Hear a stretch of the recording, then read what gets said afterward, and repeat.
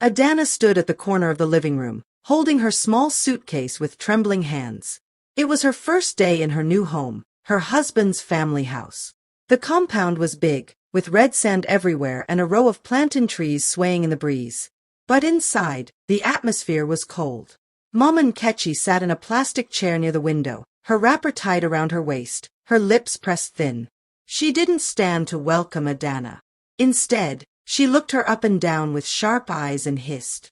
"So this is the one you married, Chuka?" she asked loudly, not hiding the disdain in her voice. "You left all the fine girls in this village and brought this broomstick?" "Mama, please don't start," Chuka said gently, placing a hand on his mother's shoulder. "I haven't started, oh. I am just observing," Mama Nkechi snapped. "She better not think she can come here and control my son." Adanna lowered her eyes, forcing a small smile. "Good afternoon, Mama. I brought you something from my mother. Palm oil and yam." Mama Nkechi gave a mocking laugh. "Keep it. What do I need it for? So your people want to bribe me, eh?" Chuka sighed. "Adanna, go inside and rest. I'll join you soon." Adanna walked into the room slowly, her chest tight. She had dreamed of peace and love in marriage. But now, all she felt was fear. She knew one thing already. Her real battle had just begun. Adanna sat on the edge of the bed in the small room she now shared with Chuka. The room was neat but modest. A wooden wardrobe stood in the corner, and an old ceiling fan squeaked as it turned slowly above her head. She opened her suitcase and carefully arranged her few clothes in the lower part of the wardrobe. Her hands moved slowly, but her mind raced. She could still hear Mama Nkechi's voice echoing from the living room. Every word felt like a slap. Just then, Chuka walked in, closing the door gently behind him. He looked tired, like someone carrying a heavy load on his shoulders. "I'm sorry about Mama," he said quietly, sitting beside her. Adanna looked at him, forcing a small smile. "It's okay. Maybe she just needs time." Chuka sighed. "Mama is difficult. Ever since Papa died, she's become even more controlling. She wants everything done her way. But I want to make peace," Adanna said softly. "I want her to like me." "She may never like you," Chuka said honestly, rubbing his hands together. "But please, just be patient. Don't fight her. I'll talk to her again." Adanna nodded, even though her heart sank. She had dreamed of marrying a good man, and Chuka was truly kind, but she hadn't imagined her mother-in-law would be her biggest enemy. Later that evening, as Adanna stepped out to fetch water, Mama Nkechi blocked her path at the corridor. "Let me warn you, small girl," she said coldly. "This is my house. You will not come here and turn my son against me. If you try me, you will regret it." Adanna froze, the bucket shaking in her hands. But she didn't say a word. She simply lowered her eyes and walked away. For now. The next morning started early. Before the first rooster crowed, Mama Nkechi was already banging pots in the kitchen. Adanna hurried out of bed, tied her scarf, and rushed to the kitchen. "Good morning, Mama," she greeted, trying to sound cheerful. Mama Nkechi didn't answer. She simply pointed at a pile of unwashed plates and a sack of yam. "If you're a real wife, show it," she said sharply. "My son doesn't eat nonsense. Cook properly." Adanna didn't argue. She rolled up her sleeves and started peeling yam. Chuka was still asleep, unaware of the early drama. While Adanna cooked, Mama Nkechi stood behind her, criticizing every move. "You're slicing it too thin. Is this how they taught you in that poor village of yours?" Adanna bit her tongue. This wasn't just about food, it was a battle of respect. But she had to choose her fights wisely. By the time breakfast was ready, Adanna was sweating. She placed the food gently on the table and called Chuka. "Honey, your food is ready," she said, smiling faintly. Chuka came out, greeted his mother, and sat down. As he ate, Mama Nkechi watched closely. "Does it taste right?" she asked Chuka. "Yes, Mama. It's delicious," he replied. Adanna's heart lifted a little, but Mama Nkechi hissed. "It's just yam and oil. Any fool can cook that. Let's see her prepare bitter leaf soup. That's the real test." Adanna stood there, silent. Later, when Chuka left for work, Mom Nkechi struck again. She handed Adanna a long list of chores: washing clothes, sweeping the compound, scrubbing the kitchen floor. "This is your training ground," she said. "In this house, no one eats for free." Adanna didn't complain. She scrubbed till her hands ached, telling herself over and over, "It's only a phase." As days turned into weeks, the pressure increased. Mom Nkechi refused to let Adanna rest. If Adanna sat down, she was lazy. If she smiled, she was pretending. If she prayed, she was showing off. One afternoon, as Adanna fetched water from the well, a neighbor named Ijeoma approached her. "My sister," Ijeoma whispered, "I see what Mom Nkechi is doing to you. Don't let her break you." Adanna blinked back tears. "She hates me for no reason." Ijeoma shook her head. "She's jealous. You took her son's heart. That's why she fights you." Adanna was shocked. Jealous? Of her? She had nothing, no riches, no power. Only love. But even that seemed dangerous in this house. That night, as she laid beside Chuka, she wanted to tell him everything, but she stayed silent. If she told him, would he believe her? Or would he think she was trying to turn him against his mother? Sunday came, and Adanna finally had a chance to breathe. Church service was her only escape. She dressed in her simple lace blouse and wrapper and sat beside Chuka. The preacher spoke about forgiveness, patience, and peace in the home. Adanna nodded through the sermon, as if it was meant for her. After service, Mom Nkechi didn't let them go home directly.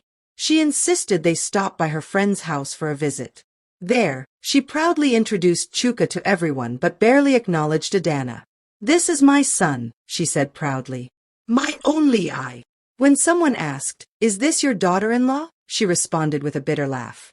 "She's living in the house, for now." Adanna swallowed hard.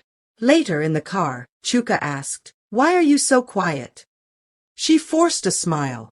"Just tired." But inside, her heart was heavy with shame. One day, Chuka returned from work with good news. "I've been offered a new job. But I'll have to travel for training, just 1 week." Adanna congratulated him, hiding her worry. A whole week without Chuka meant a full week alone with Mom Nkechi. Her fears came true the very next morning after Chuka left. "Now that your husband is not here," Mom Nkechi said, "we'll see how strong you are." She doubled Adanna's chores and stopped her from eating food in the main house. "Cook your own. Or starve," she said with a wicked grin. Adanna boiled Gary in secret at night, drinking quietly like a thief. Her body weakened, but her spirit stayed firm. "This woman will not destroy me," she whispered to herself in the dark. On the 4th day of Chuka's absence, Adanna fell ill. Her head spun, and her hands trembled. But Mom Nkechi didn't care. "Are you the first woman to get married?" she shouted. "Lazy girl. If you like, faint. I will not carry you." Adanna tried to wash clothes, but her legs gave way. She collapsed beside the basin. A kind neighbor found her and helped her back into the room. That evening, Mom Nkechi told everyone that Adanna was pretending. "She just wants my son to pity her," she said loudly. When Chuka called, Adanna smiled through the phone. "I'm fine. Everything is okay," she lied. She didn't want to distract him. But her body told a different story, weak, pale, and shaking. Still she held on. She wouldn't give Mom Nkechi the joy of seeing her break. The day Chuka returned, everything changed, at least for a moment. He saw how thin Adanna had become. "What happened?" he asked, alarmed. "You look sick." Mom Nkechi quickly stepped in. "She's fine. Just acting weak. She needs to toughen up." But Chuka wasn't convinced. That night, after Adanna finally told him a little of what happened, he was angry. "Mama, you can't treat her like this," he shouted. "She's my wife." Mama Nkechi stood up. "So you want to choose her over me? Me that carried you in my womb." Adanna tried to calm them. "Please, I didn't mean to cause trouble." But the damage was done. For the first time, Chuka saw what Adanna had been hiding. And Mama Nkechi knew it too. The next few days were cold. Mama Nkechi refused to speak to Chuka. She moved around the house like a wounded queen. She prayed loudly in the mornings, shouting, "God, save my son from wicked women." Adanna kept her distance. Even her cooking was now criticized louder than before. One afternoon, Chuka sat beside Adanna on the veranda. "Maybe we should move out," he said. Adanna looked at him. "Will she forgive you?" He sighed. "I don't know. But I can't let you suffer like this." Just then, Mom and Ketchy passed by and heard them. "So you want to run away with her? After all I did for you?" Chuka stood up. "Mama, we need peace. This house is not peaceful anymore." Mom and Ketchy's eyes darkened. "Then go. But don't expect me to welcome you back." Her words were sharp. But Adanna saw something else in her eyes. Fear. She was losing her son. Adanna and Chuka moved into a small rented apartment 2 streets away. It wasn't fancy, but it was peaceful. For the first time, Adanna cooked without judgment, ate without fear, and slept without insults. Chuka was happier too. But Mama Nkechi's silence was loud. She refused to visit. She didn't call. She sent messages through others. So he finally followed his wife and left me alone. Adanna felt guilty, but Chuka reminded her, "We deserve peace too." Months passed, and Adanna got a small teaching job. Her smile returned. Her weight came back. But the guilt lingered. She still wished Mom Nkechi would give her a chance to be loved. 3 months after moving out, Adanna discovered she was pregnant. It was a quiet morning when she took the test in their small bathroom. When the 2 lines appeared, she sat on the floor and cried, not from fear, but joy. Chuka came home from work and found her cooking with a glow on her face. "What happened?" he asked, smiling. She held his hand, placed it gently on her belly, and whispered, "We're having a baby." His face lit up. He lifted her in excitement and laughed loudly. It was the happiest day since they got married. The next day, Chuka decided to tell his mother. "She has to know," he said. But Adanna hesitated. "Will she be happy?" Chuka nodded. A grandchild softens even the hardest heart. He called Mama Nkechi on the phone. "Mama, Adanna is pregnant." There was a pause on the other end. Mama Nkechi said slowly. "You say she's pregnant." Then she hung up without another word. 2 days later, Mama Nkechi showed up unannounced.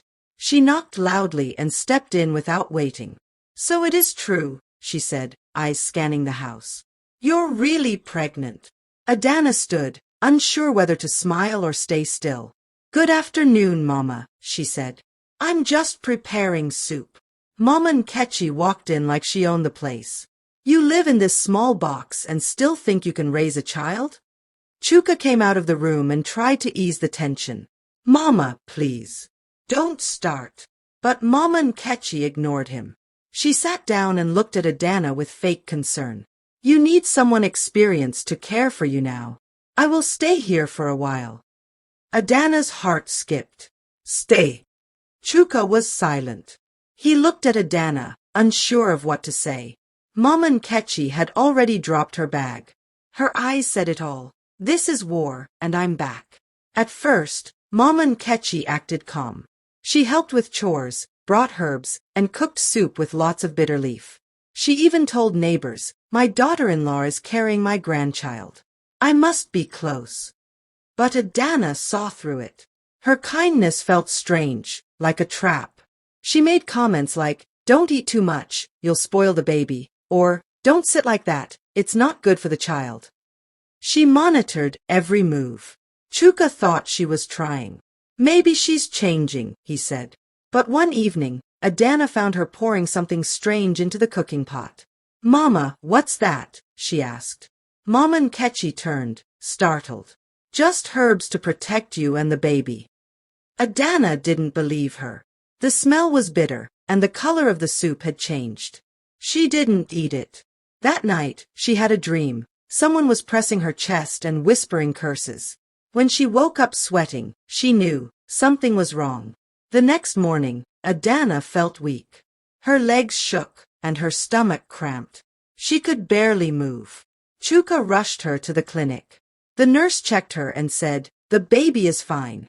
But your blood pressure is rising. Are you under stress? Adanna nodded faintly. Chuka held her hand, worried. What's going on, Ada? She didn't want to accuse anyone without proof. So she stayed silent. When they got home, Mom and Ketchy welcomed them with fake concern. I told you not to go out. You never listen. Adanna stayed in bed for days, watching everything around her. Then one evening, she asked the neighbor's daughter to help her clean the kitchen. The girl opened the cabinet under the sink and shouted, Auntie, there's something wrapped in red cloth here. Adanna came close and froze. Inside the cloth were feathers, bones, and black powder. She didn't understand everything, but she knew one thing, that was not cooking spice. Adanna took the strange bundle and hid it in her wrapper. That night, when Chuka returned, she showed him. This was hidden under the sink, she said. Chuka unwrapped it slowly. His face paled. What is this? Adanna whispered. Ask Mama. Chuka stormed into the sitting room. Mama! What is this? He shouted. Mom and Ketchy stood slowly and looked at the bundle. Where did you find it? She asked coldly. Answer me! Chuka barked.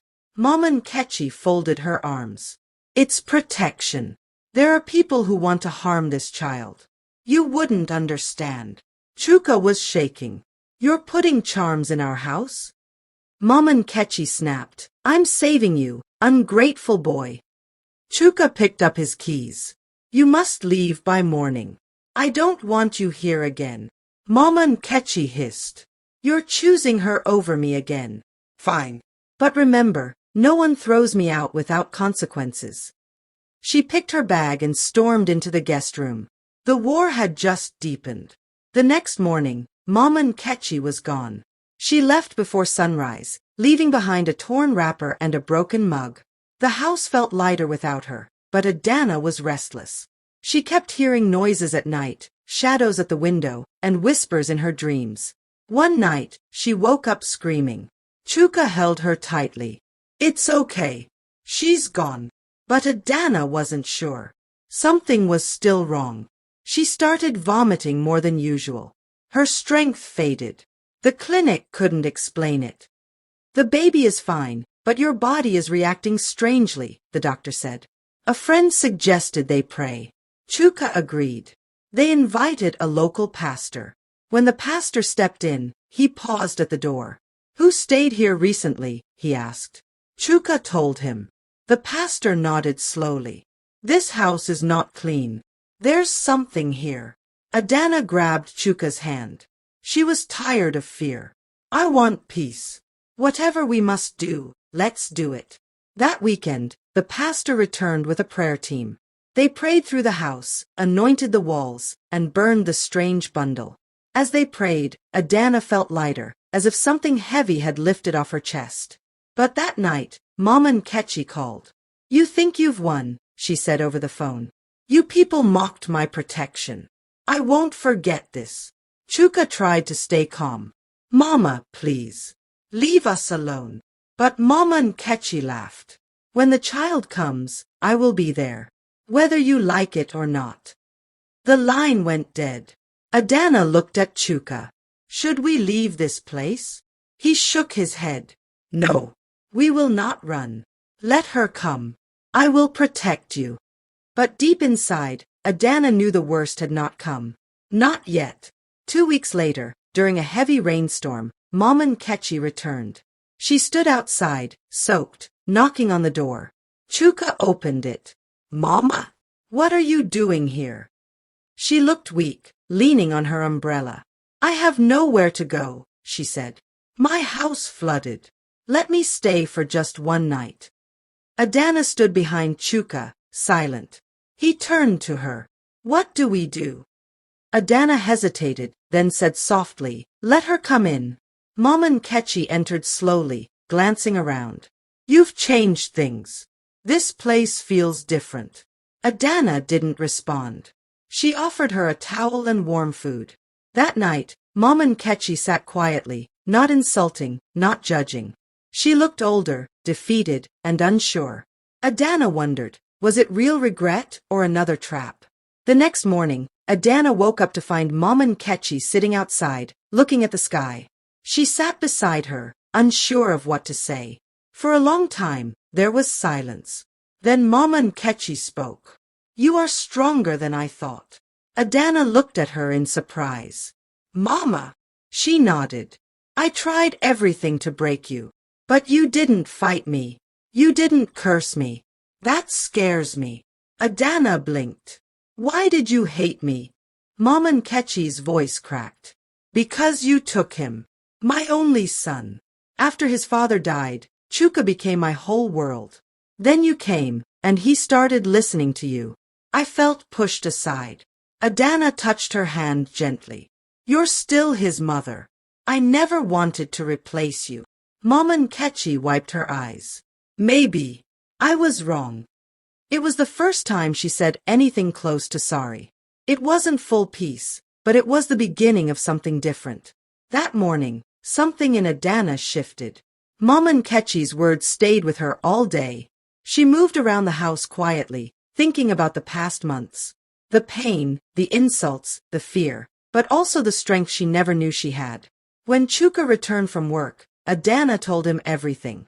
"Mama opened up to me this morning. She said she was scared of losing you." Chuka was surprised.